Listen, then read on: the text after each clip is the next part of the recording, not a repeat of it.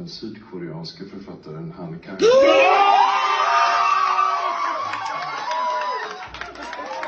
전 세계가 한국에 열광할 수밖에 없는 일이 또다시 벌어지게 되었습니다. 스웨덴에서 발표한 단 한마디로 벌어진 일인데요. 세계적으로 권위 있는 상이라고 알려진 노벨 문학상을 발표하는 그 순간 수상자로 한국인 한강 작가의 이름이 불리게 되자 모두 환호를 내지를 수밖에 없었습니다. 올해는 같은 아시아권의 쟁쟁한 후보자들이 이름을 올리고 있었기 때문인데요. 특히 올해 수상 후보로 가장 많이 거론되었던 인물이 있었습니다. 바로 중국의 찬쇠 작가인데요. 해당 작가는 장르를 뛰어넘는 소설을 쓰는 중국의 혁신적인 작가로 알려져 많은 호평을 받고 있었습니다.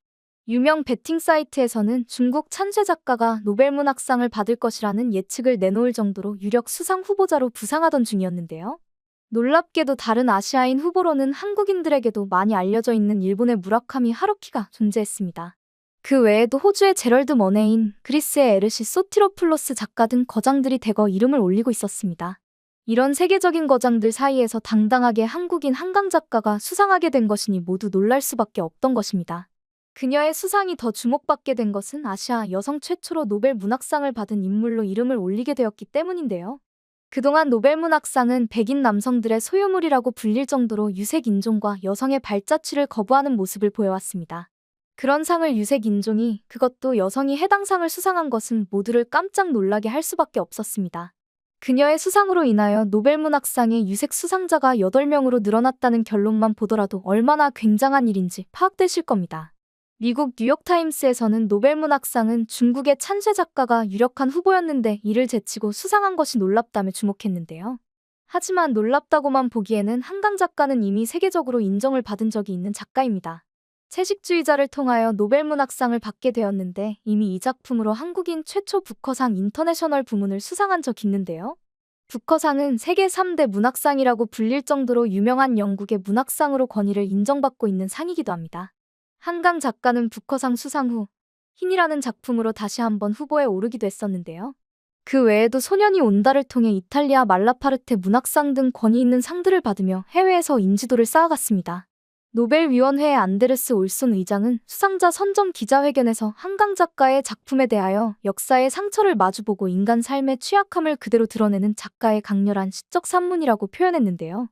이와 더불어 몸과 마음, 산자와 죽은 자가 서로 연결된다는 독특한 의식을 가지고 있다. 시적이면서도 실험적인 스타일을 통해 현 세대의 산문을 혁신하는 작가라며 극찬을 덧붙이기도 했습니다. 이렇게 많은 전문가들의 찬사와 함께 의미 있는 노벨 문학상 수상자의 탄생에 감격스러운 순간 찬물을 끼얹는 나라가 있었는데요. 바로 중국이었습니다. 중국은 이번 노벨 문학상에 큰 기대를 걸고 있었던 것으로 보이는데요. 앞서 이야기했듯이 노벨 문학상의 유력한 수상 후보자가 바로 중국 작가인 찬쇠였기 때문이었죠. 노벨 문학상이 발표되는 순간 중국 사이트는 한동안 마비가 될 정도로 노벨 문학상에 대한 이야기로 도배가 되었는데요. 찬쇠 작가가 아닌 한강 작가가 해당 상을 받았다는 소식에 비꼬는 멘트들이 가득했습니다. 한국어로 소설을 쓴다는 것이 가능한 것이냐? 한국어에는 깊이가 없다. 이제 노벨상도 예전만한 가치가 없어졌다. 노벨상도 눈치 보고 주는 것 아니냐? 이와 같이 비꼬는 이야기들이 가득했는데요. 심지어는 노벨위원회와 한국이 결탁하여 수상한 것이라며 중국 작가가 수상해야 했으나 빼앗긴 것이라는 억지 주장까지 존재했습니다. 중국이 이렇게까지 노벨 문학상에 집착을 하니 한 번도 받지 못했나 싶으시겠지만 아닙니다. 중국은 과거 노벨 문학상을 받은 적이 2번이나 있는데요. 하지만 그들이 이번 노벨 문학상을 받기를 원하는 이유가 존재합니다. 아시아 최초라는 타이틀이 주는 의미도 있었지만 빠르게 과거의 수상 경력을 지우고 싶어 하기 때문인데요. 과거 받았던 노벨 문학상의 작가는 가오싱젠 작가와 모옌 작가가입니다. 그중 중국 최초로 노벨 문학상을 받은 것은 가오싱젠이었는데요. 그가 최초의 기록이기 때문에 중국에서는 이 기록을 지우고 싶어 하는 겁니다. 그는 노벨 문학상을 받을 당시 대서특필되지도 않았으며 많은 주목을 받지도 않았는데요.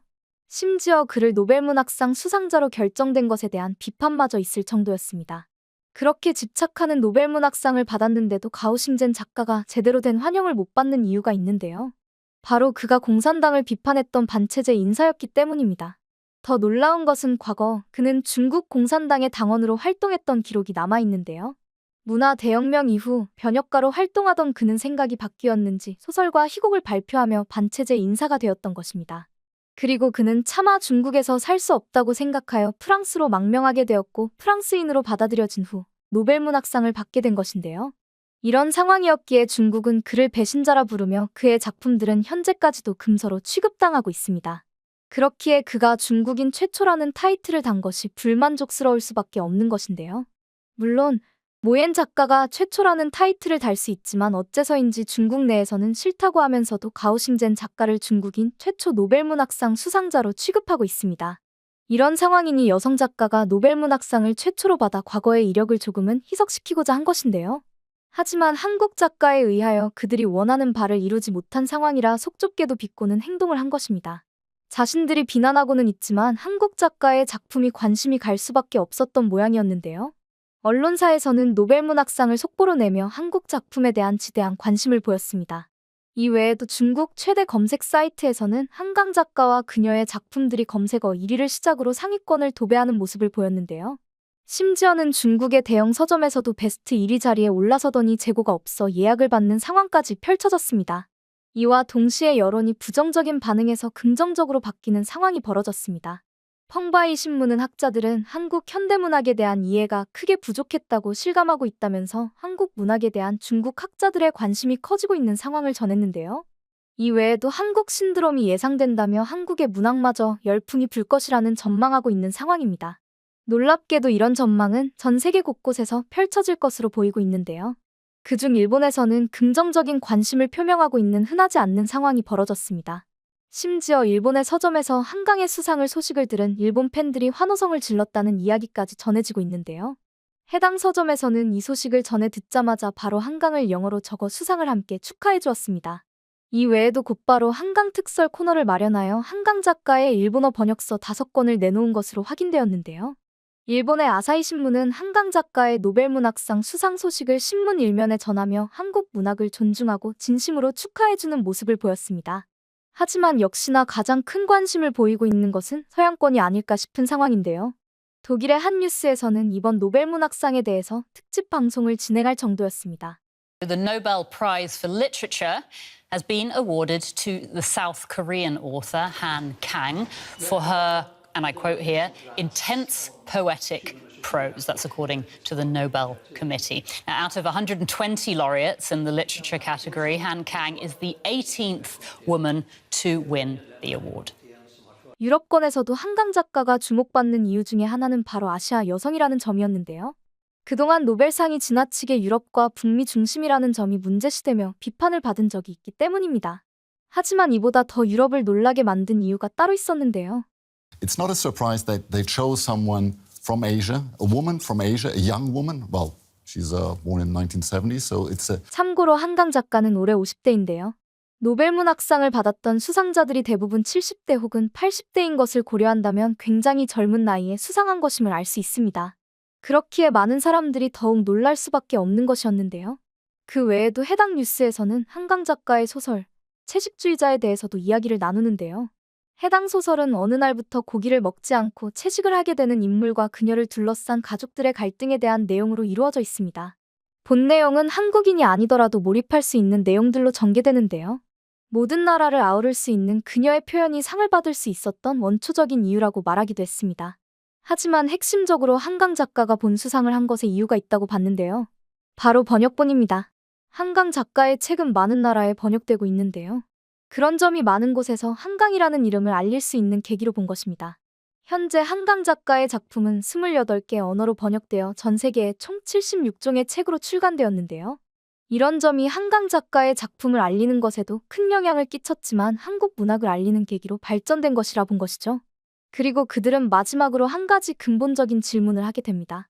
I mean, what's the meaning of, or the effect of winning a prize like this? I mean, what's going to happen with her now? Ooh, well, we're all going to read her after all. So more exposure. There's more exposure, definitely. 바로 이번 수상으로 인하여 어떤 파장이 생길지 말이죠. 이것은 하나의 큰 흐름이 될 가능성을 제시한 것인데요. 과거 한국의 영화 기생충이 오스카상을 휩쓴 적이 있습니다. 그 이후로 한국 영화에 대한 시각이 변화되며 한국 영화를 전 세계에 알리게 되었는데요. 오징어 게임도 에미상 6관상을 하며 한국 드라마에 대한 인식을 변화시켰습니다. 그만큼 작품성이 뛰어나다는 것을 알리며 새로운 한국 열풍의 시발점이 되어 주었죠. 과거를 비추어 본다면 한강 작가의 노벨문학상 수상이 한국 문학의 세계화를 열어줄 것이라고 판단되는데요. 침체되어 있던 한국 문학에도 큰 바람을 일으키며 새로운 한국 열풍의 주역이 되기를 바라겠습니다.